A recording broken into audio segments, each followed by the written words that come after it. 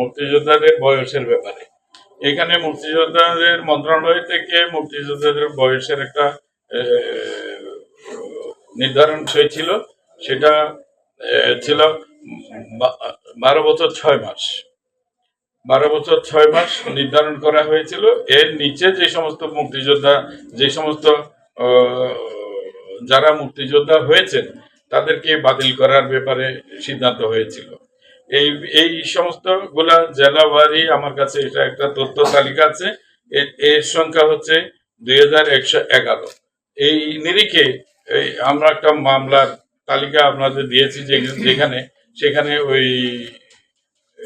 এই বিষয়টা উল্লেখ আছে। এটা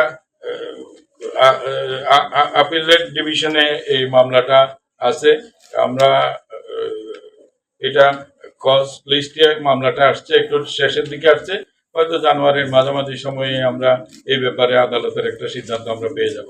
পেয়ে গেলে সব মামলা একই নেচারের, একই ধরনের সব মামলাগুলোকে একত্রিত করে আমরা সেটার ব্যাপারে আদালতের সিদ্ধান্তটা পেলে আমরা তাৎক্ষণিক তাদের বাতিল করব।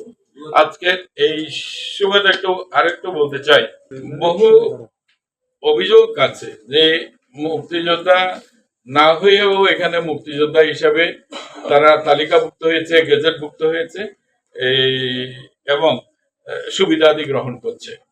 তো আমার দৃষ্টিতে এটা একটা জাতির সাথে প্রতারণা। এটা ছোটখাটো অপরাধ নয়, অনেক বড় অপরাধ।